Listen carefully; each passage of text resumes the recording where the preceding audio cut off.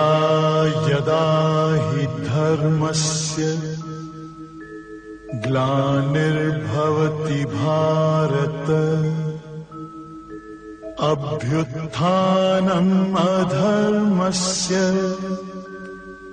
तदात्मानं सृजाम्यहम् परित्राणाय साधूनां विनाशाय च दुष्कृताम्। पेंसिल को छीलना लीड तो पहले से ही अंदर में है, ये पढ़ा गया था। पेंसिल के अंदर लीड है और सिर्फ कितना प्रसाद करना है, पेंसिल जितना छीलना। पेंसिल जितना छीलोगे वो जो है आपके क्या होगा, पेंसिल लोग आ जाएगी, प्रकट हो जाएगी। उसी तरीके से अपने अध्यास को छीलोगे तो तुम्हारे अंदर से परमात्मा प्रकट हो जाएगा। सिर्फ इतना पुरुषार्थ करना है। वो पुरुषार्थ कौन सा है? हम पुरुषार्थ समझते हैं दुकान में बैठ के 18 घंटे वो पुरुषार्थ हुआ। वो पुरुषार्थ नहीं, वो कर्म है। पुरुषार्थ है पुरुष धन अर्थ, परमात्मा के निमित्त जो आप मेहनत करते हो। जैसे अभी आप अपने घर से यहाँ तक आए, ये है आपका पुरुषार्थ।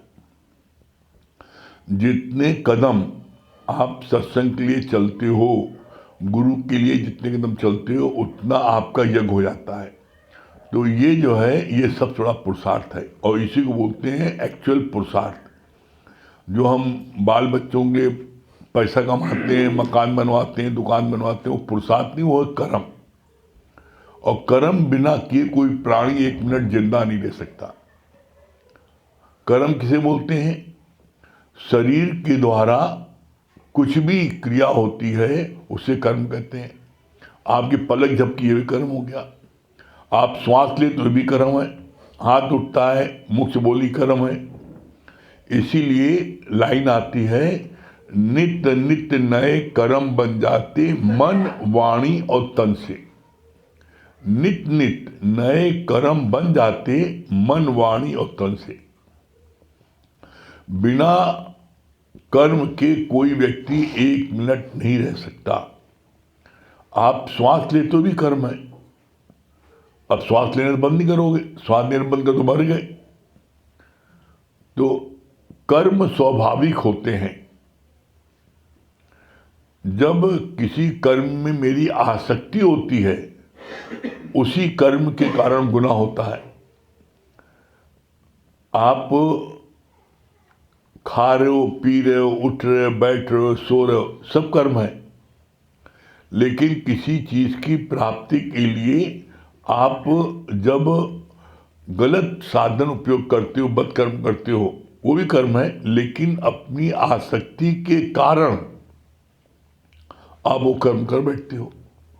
तो अपनी आसक्ति से आपने कर्म क्यों किया? दुनिया का कोई भी कर्म करो, उस कर्म के द्वारा जो आपको सुख मिलता है भौतिक जगत का, कोई सुख 2 घड़ी ज्यादा नहीं है। जो सुख आए फिर नहीं जाए, उसका करो विचार। देखा पागल सब संसार, सुख सुख सुख करता जाए। ये पागल सब संसार क्यों बोला और सुख सुख 3 बार क्यों बोला? दुनिया में लोगों की ये भावना है कि जब सुख खूब धन हो जाएगा तो हमें सुख मिलेगा। तो पहले धन के लिए पगलाना रहता है। 20 साल 25 साल अपने धन कमाने के लिए आदमी अपनी जीवन बर्बाद कर देता है। जब धन कमा लेता है, जितना चाहता है उससे ज्यादा कमा लेता है, तो वो भटकता है कि हम सोचे थे कि इतना धन आ जाएगा तो सुख मिलेगा, ये तो और ज्यादा बवाल हो गया। तब फिर सुख की तलाश में घूमता है। तो फिर उसका दूसरा सुख पड़ाव कहाँ है? सुंदर बीवी हो जाए तो शादी हो जाए तो उसमें पड़ाव है, उसमें आ गया, उसमें 10-20 साल कमा दिया। जब उसमें सुख नहीं मिला तब सोचता है कि सुख कहाँ, फिर तब सुख की तलाश में, और सोचता है तीसरा सुख कहाँ है? खूब बड़ी कोठी हो जाए, बंगला, उसमें सुख है। उसमें बनवाने में लगा दिया 10-20 साल। अपने 60 साल जो मूल्यवान उसके थे वो उसमें उसने गंवा दिया। किसमें? धन दौलत कमाने में, शादी में, मकान बनवाने में। ये तीनों चीजों में उसने अपना जीवन गंवा दिया। जब गवर्नमेंट रिटायर करती है 60 साल बाद, तब कहता चलो सत्संग चलो। जब सारी बुद्धि एकदम कुंठित हो गई, घिस के अब कोई लायक नहीं बची, जैसे कुल्हाड़ी को कहीं दीवार मारो, कहीं पत्थर मारो, कहीं पेड़ मारो तो उसकी जो धार सब खराब हो जाती है, उसी तरीके से सब धार खराब हो गई। पहले धन कमाने में धार खराब हुई, फिर पत्नी में, फिर मकान बनवाने में धार जब दम बिल्कुल सत्यानाश हो गई, तब कहते हैं हमें सत्संग। इसीलिए पूरा सत्संग चल जाता है। और पूछो कहा सुने? ये भगवान 1 घंटे वाणी सुना, 1 घंटे वाणी सुनने में एक लफ्ज याद नहीं आया। क्यों? इसलिए पहले से स्लेट भरी एकदम, तो कहां से आएगा? यहां कोरी स्लेट। इसीलिए बोला जाता है बचपन में ये ज्ञान हीरा है। क्यों? बचपन में एकदम कोरी स्लेट होती है। जो गुरु का वचन सुना टोटल उसको सब उसके छप गया। जवानी में सोना है और बुढ़ापे में चांदी है। लेकिन गुरु के यहाँ इतनी करुणा है कि किसी भी एज में कोई आ जाए, गुरु सबको एडमिशन दे देता है। कहा अजो कुछ दिन बिगड़ो, चलो अभी आ गए, चलो कम से कम अपना उद्धार तो कर लोगे। तो इसलिए हम सब बड़े भाग्यशाली हैं जो हमको ऐसा सच्चा सद्गुरु मिला, जिसकी कृपा से आज हम सबका जीवन बन रहा है। आज अनमोल वचन में क्या निकला है? 42 नंबर अनमोल वचन। बर्फ सूरज के सामने रखने पर खुद गल जाती है, इसी प्रकार गुरु के सम्मुख तुम्हारे अहंकार सहज ही गलते हैं। कितना सुंदर पॉइंट है।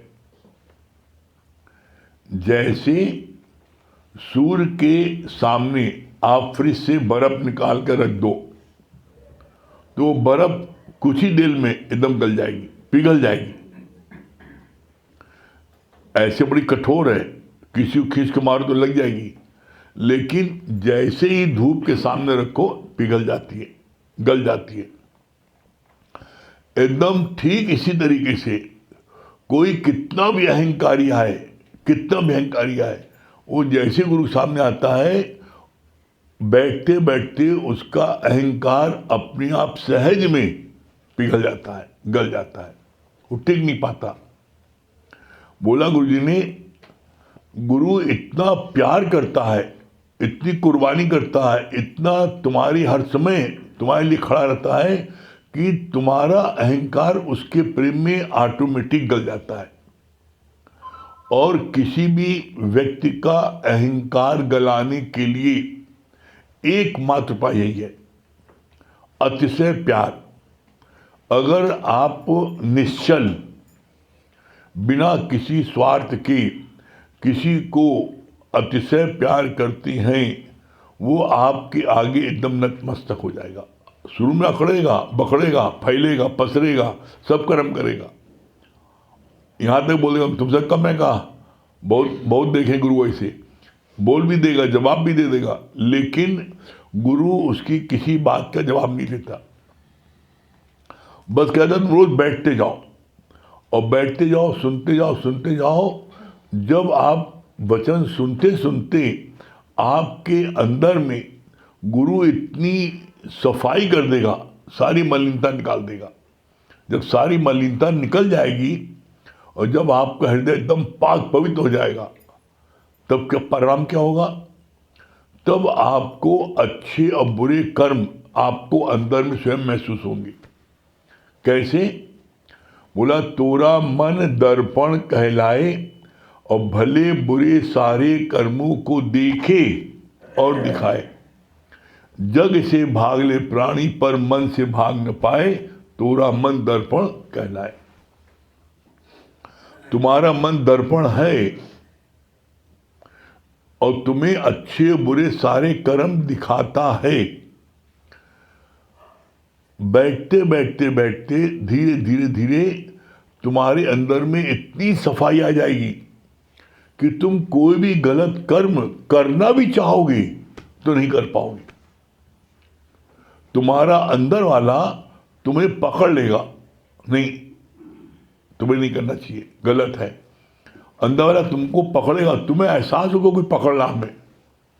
तुम बोलना चाहोगे, मुख से बोलना चाहोगे, जोर लगा दे लेकिन बोल नहीं पा रहे हो। ये सब हम लोगों ने प्रैक्टिकल अनुभव किया है। हाथ में हथियार भी है, मारना चाह हथियार ही नहीं उठ रहा है। मैं कहा भैया इसको मालूम पड़ रहा है 15 मन का हो गया है। किसने पकड़ लिया हथियार? किसने मुख को जवान पकड़ ली? गुरु कंठ में आके बैठ जाता है।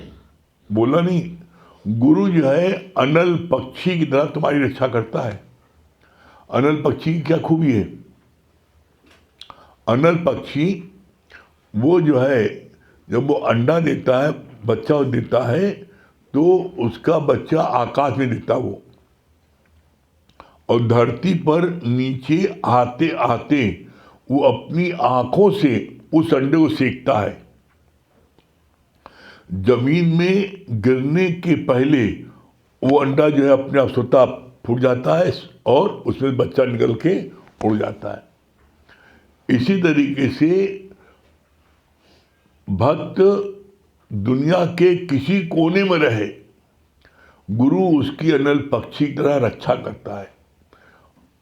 कभी आप देख लेना, महसूस कर लेना कि कभी भी कोई आप गलत कर्म करने चल रहे हो तो उस समय देखना आपको कोई न कोई रोक रहा है। कौन रोक रहा है? आपको ऐसा लगेगा हमारा चाचा ने रोक लिया, भाई ने रोक लिया। चाचा भाई को उसी से माना तुम्हारे पास, गुरु ने भेजा, गुरु ने प्रेरणा दिया, गुरु ने उसको प्रेरणा दी, समझाओ इसको। किसी न किसी माध्यम से बोला परमात्मा जाका हृदय शुद्ध है ताका हृदय प्रकट होए, बलिहारी उस घट की जिस घर प्रकट होए। परमात्मा शुद्ध हृदय वाले के हृदय में प्रकट होकर के अपना कार्य वहां से करवाता है। तो इसीलिए यहां बोला जाता है, यहां पर परमात्मा को प्रकट करने के लिए सबसे पहले जरूरी क्या है? सबसे जरूरी है, कंपल्सरी है, अपने मन की करो सफाई और तभी देगा प्रीतम दिखाई। जब तक आप अपने मन की सफाई नहीं करोगे, प्रीतम परमात्मा गुरु असंभव है दिखना या महसूस करना। आपको परमात्मा गुरु एकदम साकार एज इट इज आपको दिखाई पड़ेगा जिस दिन आपका मन पवित्र हो जाएगा और निर्मल हो जाएगा। कैसे दिखेगा? जैसे सूर्य शीशे में दिखता है, आप छत पे शीशा रखो तो सूर्य उसमें एज इट इज दिखता है और ऐसा लगता है इसी शीशे में सूर्य है। उसी तरीके से आपका जो मन है, मन की तुलना किससे की गई है? मन की तुलना कई शीशे से, दर्पण से। तोरा मन दर्पण कह, दर्पण है शीशा, तुम्हारा मन दर्पण है, शीशा है। इसी शीशे में तुम्हें भगवान का दीदार हो जाएगा, गुरु का दीदार हो जाएगा। लेकिन कब होगा? जब शीशा एकदम साफ होगा। तो अपने बार बार आता है, अपने मन की करो सफाई तभी देगा प्रीतम दिखाई। हमसे गलती क्या होती है? हम अपना मन साफ करेंगे, इनका मन साफ करने, सामने बड़ा काला है, इनका साफ कर दो। अरे जैसे गाय ने भैंस से बोला, भैंस ने बोला गाय से, ए गाय तुम्हारी पूंछ बड़ी काली है। तो गाय ने कहा पहले अपनी तरफ देखो, तू तो पूरा पूरा काला है। एक उंगली किसी करो, एक उंगली ऐसे, तो 3 उंगली तुम्हारी तरफ हो गई। मतलब तुम तिगने बोले तुम हो। तुमने किसी को बोला ये जो है ये 10 नंबरी है, तो तुम 30 नंबरी हो गए। एक उंगली किया, 3 उंगली तुम्हारी तरफ हो गई। इंगित करती है कि तुमने किसी को बोला उससे 3 गुना ज़्यादा बुरे तुम हो। इसीलिए जीवन में कभी अगर देखना है तो क्या करो, सकल द्वार बंद समाधि लगा के देख और अंतःकरण में ज्ञान की ज्योति जला के देख। इन आंखों को, कानों को, सारी इंद्रियों को बंद करो, सकल द्वार बंद। इन आंखों से दिखाई पड़ता है, कानों से सुनाई पड़ता है, हाथों स्पर्श से सेंसेशन होता है, तो जितनी इंद्रियां हैं उन सारी इंद्रियों को समेट के अंदर की ओर कर ले। बोला सकल द्वार बंद समाधि लगा के देख और अंतःकरण में ज्ञान की ज्योति जला के देख। गुरु हर एक के अंदर ज्ञान की ज्योति जला देता है। हमसे ज्ञान की ज्योति जल ही नहीं रह पाती। ज्ञान की ज्योति हमारी बहुत जल्दी बुझ जाती है। क्यों बुझ जाती है? क्योंकि गुरु ने जो ज्ञान का दीपक जलाया, उस दीपक को हमको रखना था वायु रहित स्थान पर। हमको रखना था उसको चिमनी के अंदर, दीपक को, और हमने रख दिया उसको खुली हवा में, खुले मैदान में। जब खुले मैदान में रख दिया तो क्या हुआ? हवा चली, दीपक बुझ गया। इसी तरीके से जो जीव इस सत्संग रूपी लक्ष्मण रेखा के अंदर नहीं रहता, तो मन रूपी रावण उस दीपक को बुझा देता है, हर लेता है। तो हमेशा इस लक्ष्मण रेखा के अंदर हो, इस लक्ष्मण रेखा के अंदर नहीं जाओ, कि बाहर नहीं जाओ। इसीलिए कहा जाता है इस ज्ञान में तगड़ मत करो, हम ये करना, हमें करना, कुछ नहीं करना है। तो मंजिल पहुंच गए, अभी पहुंच गए, मंजिल आप अभी पहुंच गए, मंजिल पहुंचे मत क्या करोगे? मंजिल पहुंचने के बाद भी आप वही सत्संग में आना फिर है, कहीं जा नहीं सकते। मंजिल को प्राप्त करने के बाद भी अंत तक आपको इसी दायरे में रहना पड़ेगा, तभी आपका मन पवित्र बना रहेगा। अगर आप इस दायरे के बाहर निकले तो आपके अंदर प्रदूषण निश्चित आ जाएगा। कैसे आ जाएगा? वायुमंडल में प्रदूषण है। जब विचार करो, अपने घर में देख लो, आज विश्वास न होगा तो कल जाके देख ले, अपने घर में कर लेना। घर में अपने कमरे को, ड्राइंग रूम को खूब अच्छे से बटोरो, पोछो, पोछा लगाओ, खूब नीट एंड क्लीन साफ कर लो। और उसके बाद में बैठक के सारे दरवाजे खिड़की बंद कर दो, मोटे मोटे पर्दे लगा दो। और उसके बाद में अगले दिन फिर देखो, आप देखो जो टेबल पड़ा होगा उसको आप ऐसी उंगली करो, देखना गर्दा आ जाएगी उसमें। वो गर्दा कहां से आ गई? आपने खिड़की दरवाजे बंद कर दिए, पर्दे लगा दिए मोटे मोटे, तब कहां से गर्दा आ गई? वायुमंडल में प्रदूषण है। जो आपकी खिड़की हैं, दरवाजे हैं, उसमें जो जहां ज्वाइंट होता है वहां से भी वो आ जाते हैं प्रदूषण।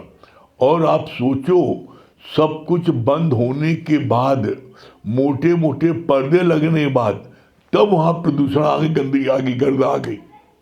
तो ये जो ड्राइंग रूम है कि तो सारी आंखों बिलाड़ी से खुली, देख रहे हो कौन आवा। अब बड़ा मजा है, ये आंखें इतनी गजब की हैं, बिना देखे नहीं, कौन आवा देख ले, एक बार देख ली, काले देख लो। अभी इतने हो गए, 50 साल, 40 साल, 60 साल हो गए, अभी तक आंख आघाई नहीं देख करके। एक बार देख ली, कितनी सुंदर है। मतलब ये आंखें जो है ऐसी है, इनके लिए क्या बोला गुरु ने? इन आंखों ने बोला है, ये प्रमथन स्वभाव वाली इंद्रियां बलात्कार से भी अपने मन की बात को पूरा करती है। कैसे करती है? जब अपना याद कर लो, अपना दिन सत्संग में आगे सुधर गए हो, नहीं ऐसे थे नहीं सुधरे हुए।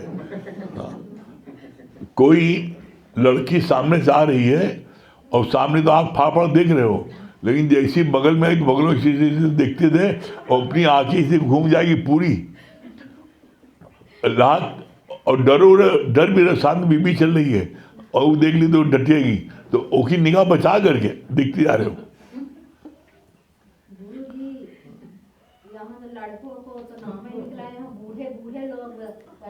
हाँ, अरे बूढ़ा महाबूढ़े देखा था, आपको नहीं पता। ऐसा है, जवान से इतना डरना, बूढ़ों ज्यादा डरना। बूढ़े बड़े खुरापाती होते हैं, वो जो ना वो बेटा करके हाथ लगाएंगे जरूर, वो बेटा करके वो उनकी इंद्रियां इतनी वो हैं, आसक्त हैं कि वो बिना हाथ लगाए मन में नहीं करेंगे। हाँ, बूढ़ों को जो है वो कुछ भी करने लायक नहीं ना, लेकिन उसके बाद में वो हाथ की जो चंचलता है ना, जरूर एक बार जरूर छू लेंगे, बिना मानेंगे नहीं। हाँ, ये पीठ पर हाथ धारेंगे जरूर। और वो जो ना चाहे कितना कुछ हो जाए, उन्हें घोरो नहीं, सही कह रही है वो, सही कह रही है। ये जो है, ये चीज एकदम सत्य है। क्या है, आप है बुढ़े और कृष्णा भाई जवान, मतलब क्या होता है, इसका अर्थ क्या हुआ? आप है बुढ़े, जब तुम 18 साल के हो जाते हो, 20 साल के हो जाते हो, तब तुमको जवानी का होश आता है। अब वो जवानी, आप में बूढ़े, अब थोड़ा शरीर तो हुआ 80 साल का, 70 साल का बुढ़वा हुआ, लेकिन उसमें जवानी और तेज उमड़ती है। तो बोला आप में बूढ़े, तिष्ठा भी जवान, अंदर की इच्छा जो है वो जवान हो जाती है। जब कोई चीज आप खा सकते हैं, पी सकते हैं, भोग सकते हैं, उसमें उतना मन नहीं चलता। जब आप असमर्थ होते हो ज़्यादा मन चलता है। जब आपको कहा जाए तो वो मीठा मत खाना, डायबिटीज है, तो आप ज़्यादा ललचाते हो, एक तो खा लें, एक तो खाली चोरी से खा लें। और वैसे चाहे कोई चिंता नहीं ना, मीठा नहीं खा रहे हो, लेकिन जिस दिन मना होगा मीठा मत खाना, आज व्रत है, आज नमकीन मत खाना, तो उसके लिए बड़ा मन चलेगा।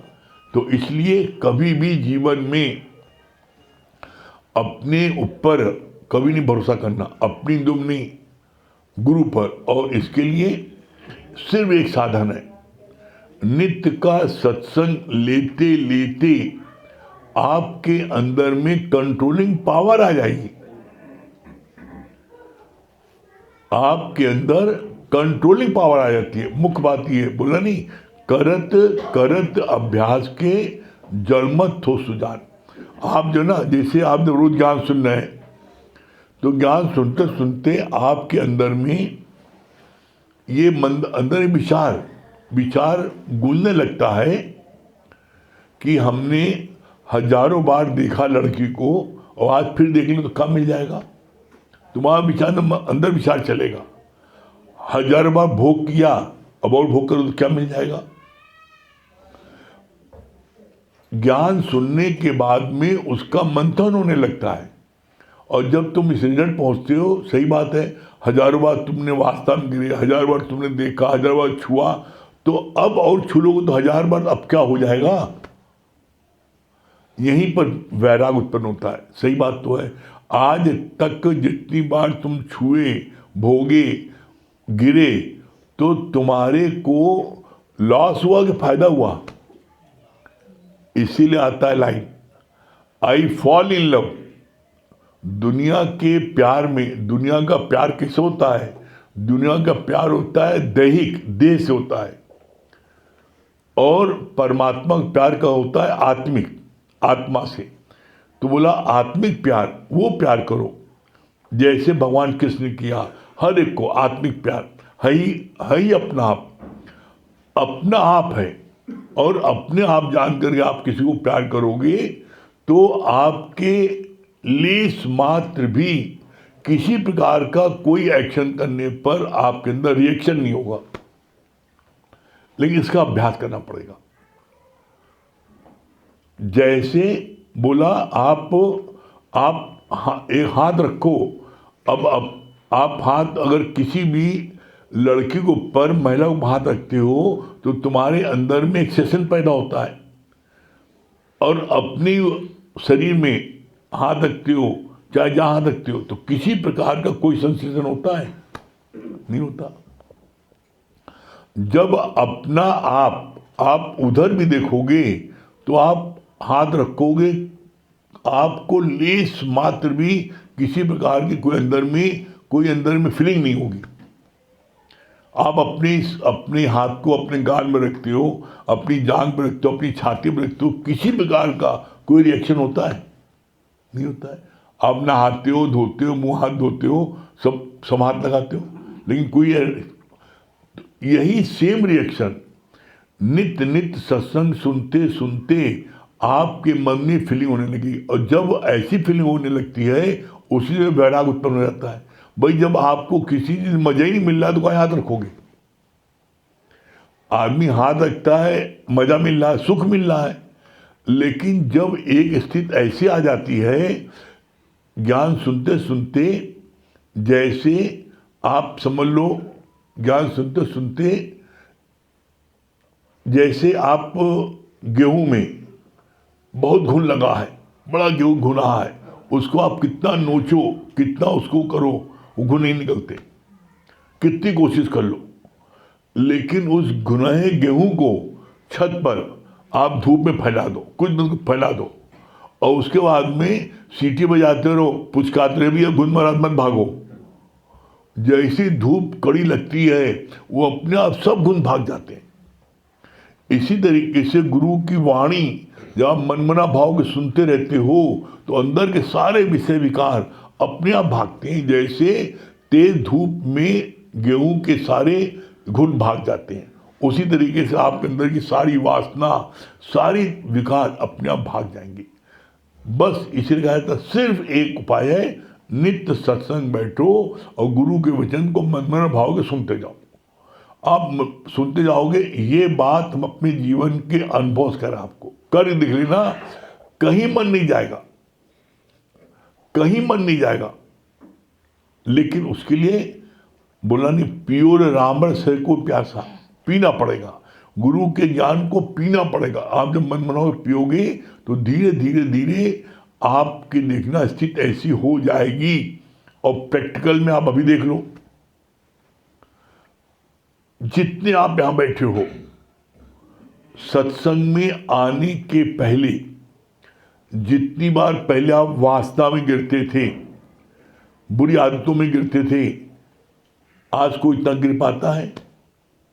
पहले जितना भोग विलास करते थे, जितना आपको खाने पीने का शौक बाहर का था, जितना घूमने का शौक था, जितना क्रोध था, सारे विकारों में, सारे विषयों में पहले से कुछ कमी आई कि नहीं आई है? कमी आई है। कोई ऐसा नहीं है जिससे कमी ना आई हो, असंभव। हर एक के जीवन में कमी आई है, चाहे क्रोध हो, चाहे लोभ हो, चाहे मोह हो, चाहे अहंकार हो, हर एक में कमी आई है। लेकिन ये कमी हमारी जो आती है, हम ही चाहते एक दिन पूरी खत्म हो जाए। ये कैसे हो जाएगी? जैसे आपके अंदर में कमी 4 आना आई है, 6 आना आई है, 2 आना आई है, 80 पैसे आई है, उसी तरीके से नित्य ज्ञान सुनते सुनते एक दिन देखना 100% समाप्त हो जाएगा।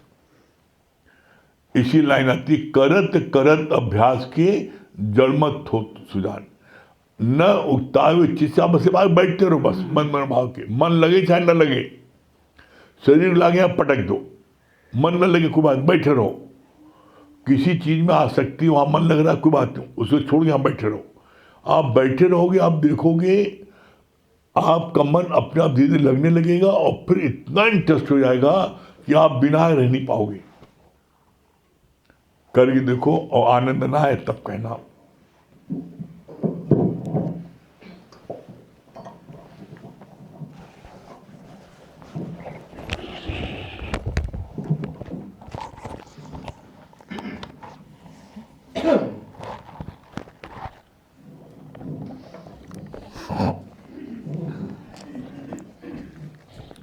सभी को हरिओम, राम राम।